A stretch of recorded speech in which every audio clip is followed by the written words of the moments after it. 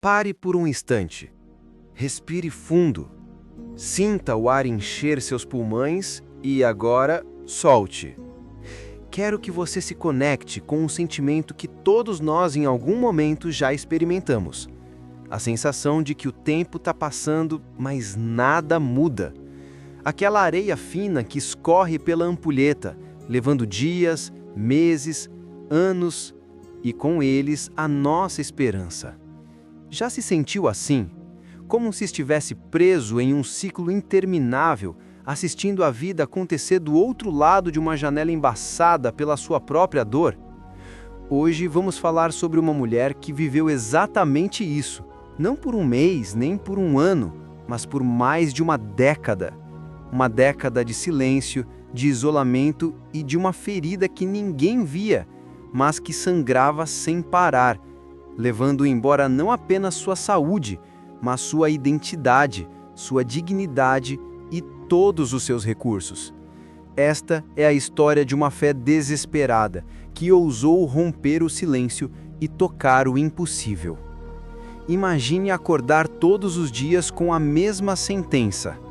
Por 14 longos anos, foi essa a realidade dela. 14 anos.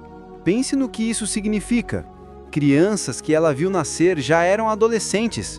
Estações mudaram centenas de vezes.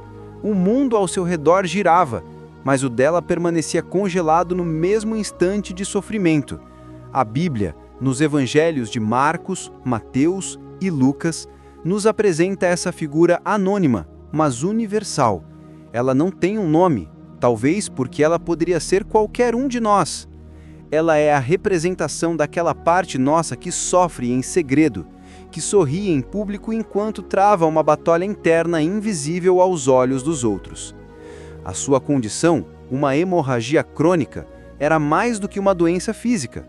Na cultura da época, era um decreto de impureza. Isso significava que ela não podia abraçar seus entes queridos, não podia entrar no templo para orar, não podia sequer sentar-se em uma cadeira sem torná-la impura para os outros. Ela era uma sombra em sua própria vida, uma exilada em sua própria cidade. Ela havia tentado de tudo. O texto bíblico diz que ela gastou tudo o que tinha com os médicos, uma adaptação de Lucas 8,43. Pense na jornada dessa mulher. Cada novo especialista, cada novo tratamento era uma nova semente de esperança plantada em um solo já cansado. Ela provavelmente viajou para cidades distantes, consultou curandeiros, herboristas, os mais renomados profissionais de saúde de sua região. Cada um deles, com suas teorias e promessas, representavam um vislumbre de luz. Ela entregava as suas últimas moedas, vendia seus bens, abria mão de seu patrimônio não por luxo, mas pela simples chance de voltar a viver. E a cada tentativa fracassada, a escuridão se tornava um pouco mais densa. O Evangelho de Marcos é brutalmente honesto ao dizer que ela em nada melhorou, antes piorou. Marcos 5,26. Consegue sentir o peso dessa frase? O desespero de investir tudo o que você tem, seu dinheiro, seu tempo, sua fé, apenas para se ver em uma situação ainda pior. É a falência financeira somada à falência da esperança. É o tipo de dor que sufoca, que nos faz questionar se ainda vale a pena lutar. Agora, imagine a cena. Não é um caminho tranquilo. Jesus não está andando sozinho em um campo aberto. Ele está no meio de uma multidão frenética, um mar de gente que o comprime por todos os lados.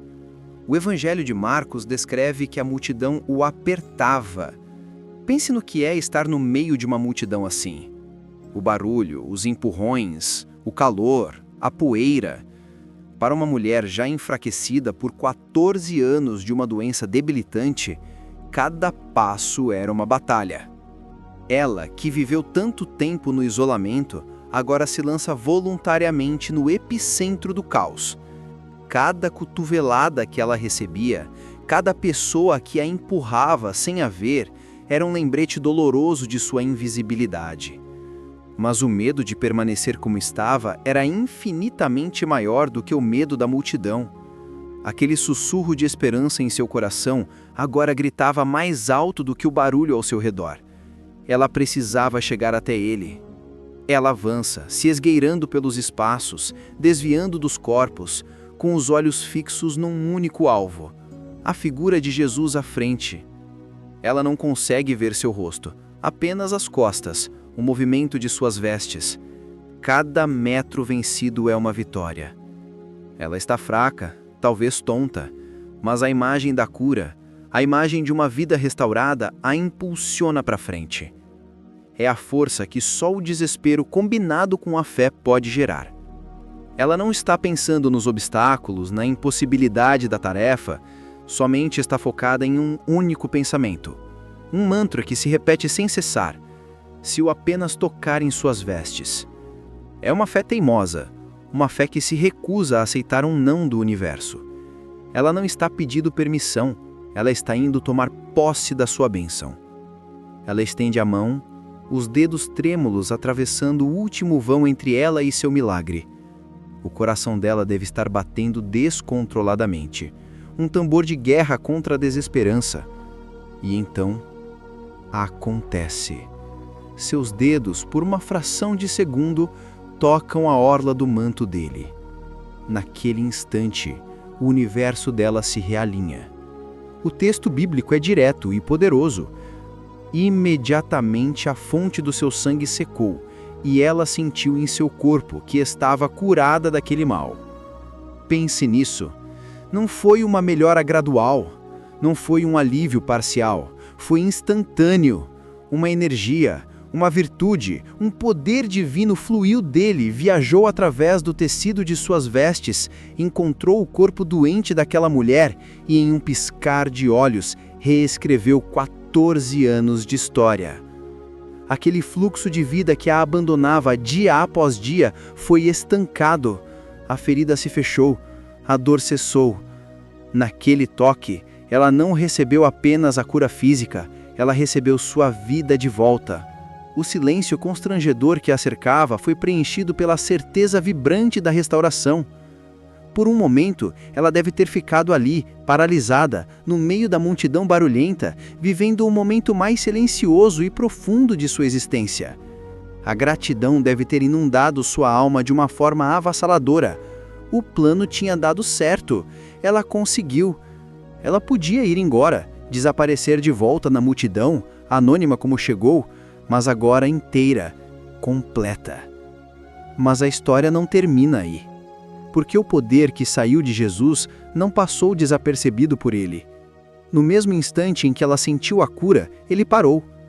No meio daquela multidão caótica que o empurrava, ele para e faz a pergunta mais inesperada: quem tocou nas minhas vestes?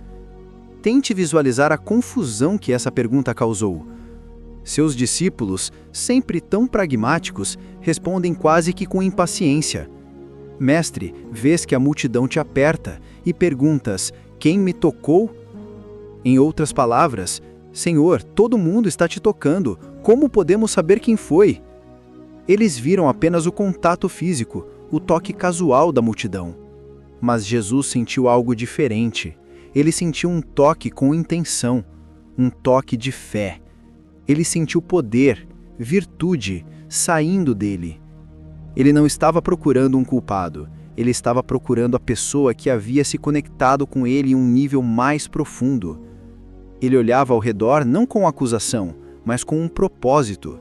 Ele não ia deixar que aquele milagre permanecesse anônimo. A cura física era apenas a primeira parte. A restauração completa ainda estava por vir. Você já parou para pensar na coragem que essa mulher teve? E na sua própria vida? Quantas vezes nos sentimos como ela, invisíveis no meio da multidão, carregando uma dor que ninguém vê? Talvez a sua hemorragia não seja física. Talvez seja uma ferida emocional, um sonho que morreu, uma solidão que te consome, uma ansiedade que te paralisa. Nós nos acostumamos a viver com nossas dores, a nos esconder atrás de sorrisos, achando que não merecemos ser vistos ou curados. Essa história nos ensina que a fé não precisa ser barulhenta para ser poderosa.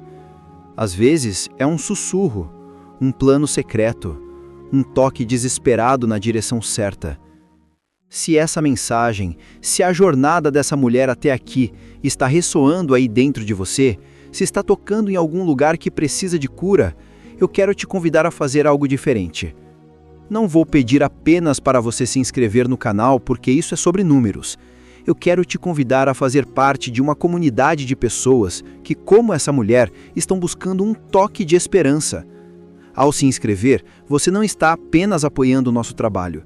Você está dizendo sim para mais histórias como essa, histórias que nos lembram que não estamos sozinhos em nossas batalhas. E mais do que isso, quero te propor uma interação. Em vez de só comentar amém ou gostei, eu te convido a fazer um exercício de fé, aqui e agora. Feche os olhos por um instante e pense qual é a orla do manto que você precisa tocar hoje. Qual é o primeiro passo, por menor que seja, que você pode dar em direção à sua cura, à sua restauração? Escreva nos comentários uma única palavra que represente esse passo. Pode ser coragem, perdão, conversa, decisão, esperança, sem explicações, sem justificativas. Apenas uma palavra. Que o seu comentário seja o seu toque de fé, o início do seu milagre. Vamos transformar este espaço de comentários em um mural de primeiros passos, um testemunho coletivo de fé. A pergunta de Jesus paira no ar, carregada de um poder silencioso. Quem me tocou? E a mulher, que momentos antes sentia a euforia da cura, agora é tomada por um sentimento completamente diferente: o medo. O texto diz que ela, sabendo o que lhe tinha acontecido, aproximou-se e, tremendo de medo, prostrou-se diante dele e contou-lhe toda a verdade. Por que o medo? Porque na sua mente ela havia roubado uma bênção. Ela, uma mulher considerada impura, havia tocado um homem santo em público. Pela lei da época, ela não apenas se arriscava a ser repreendida, mas a humilhação pública seria devastadora. Ela se aproxima, tremendo, esperando a condenação. Ela se prepara para o julgamento que a sociedade lhe impôs por 14 longos anos. Ela se joga aos pés dele, não mais na esperança de um milagre, mas na expectativa de uma punição, e confessa tudo. O plano secreto, a fé desesperada, o toque furtivo. E é aqui, neste momento de vulnerabilidade absoluta, que a história atinge seu ápice de beleza e significado. Jesus olha para aquela mulher trêmula aos seus pés, e suas palavras não trazem condenação, mas a mais profunda afirmação. Ele não diz, como ousa me tocar? Ele não a repreende, em vez disso, ele a eleva, ele lhe dá um novo nome, uma nova identidade. Ele a chama de filha. Ouça a profundidade disso. Ele não a chama de mulher do fluxo de sangue, a impura ou a doente.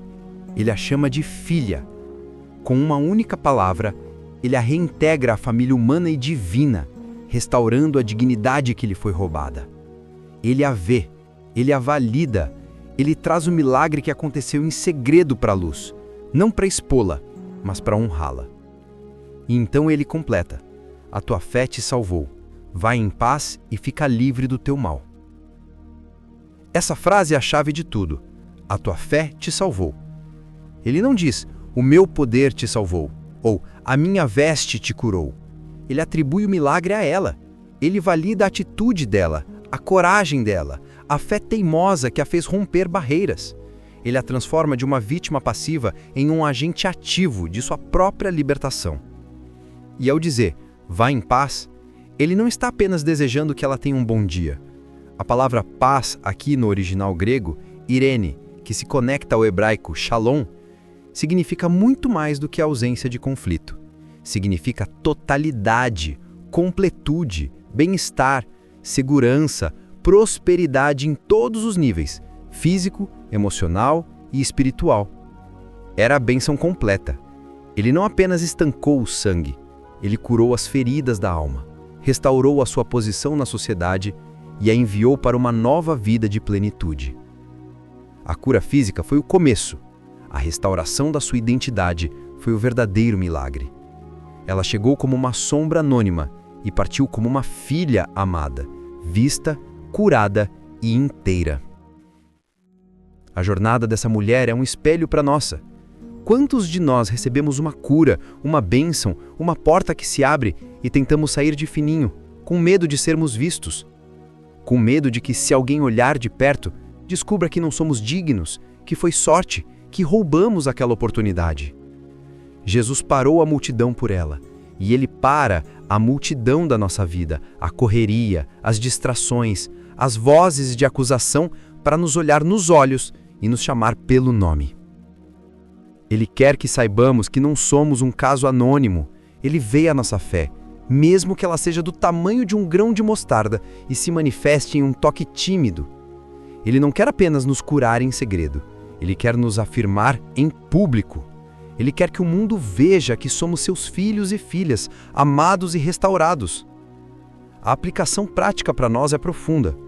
Não se contente com a cura física ou com a solução de um problema. Busque a restauração completa. Permita que Deus não apenas resolva a sua situação, mas também cure a sua identidade, a maneira como você se vê. Deixe-o substituir os rótulos de fracassado, ansioso, rejeitado, pelo nome que Ele lhe dá: filho, filha. E assim a sua história se torna nossa história, uma história de que não importa quanto tempo você sofre, não importa o quão invisível você se sinta, não importa quantas vezes você já tentou e falhou, há um poder disponível que pode mudar tudo em um instante. E há um Salvador que não está apenas disposto a te curar, mas está ansioso para te chamar para perto, para te dar um novo nome e te enviar em paz para uma vida de totalidade. A fé dela não foi um grande espetáculo, mas um ato de coragem silenciosa. E talvez esse seja o seu toque no manto. Pode ser iniciar aquela conversa difícil, pode ser procurar ajuda profissional, pode ser abrir a Bíblia pela primeira vez em anos, pode ser simplesmente se ajoelhar no seu quarto e dizer: Deus, eu não aguento mais, me ajuda. A fé não é sobre ter todas as respostas, é sobre se mover na direção da única pessoa que tem. Se esta jornada que fizemos juntos hoje tocou seu coração, se a história desta mulher corajosa te trouxe um sopro de esperança, então saiba que este espaço foi criado para isso, foi criado para você. Nós não queremos ser apenas mais um canal que você assiste. Queremos ser uma comunidade, um lugar seguro, onde histórias de fé, dor e superação podem ser compartilhadas.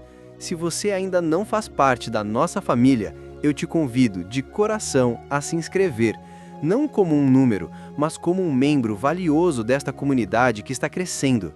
E mais do que isso, nós queremos ouvir você. A sua história importa. Talvez você seja alguém que, como essa mulher, viveu seu próprio deserto e encontrou a cura. Talvez você esteja no meio da multidão agora, buscando forças para dar o seu toque de fé. Queremos que os comentários abaixo se tornem um livro de testemunhos vivos. Conte-nos a sua história. O que você aprendeu com a jornada dessa mulher hoje? Como a história dela se conecta com a sua? Ao compartilhar, você não apenas processa a sua própria jornada, mas pode ser a luz que outra pessoa, lendo em silêncio, precisava para não desistir. Vamos construir juntos um ambiente de acolhimento e esperança. Obrigado por nos permitir entrar na sua vida hoje. Vá em paz e que você seja livre de todo o seu mal.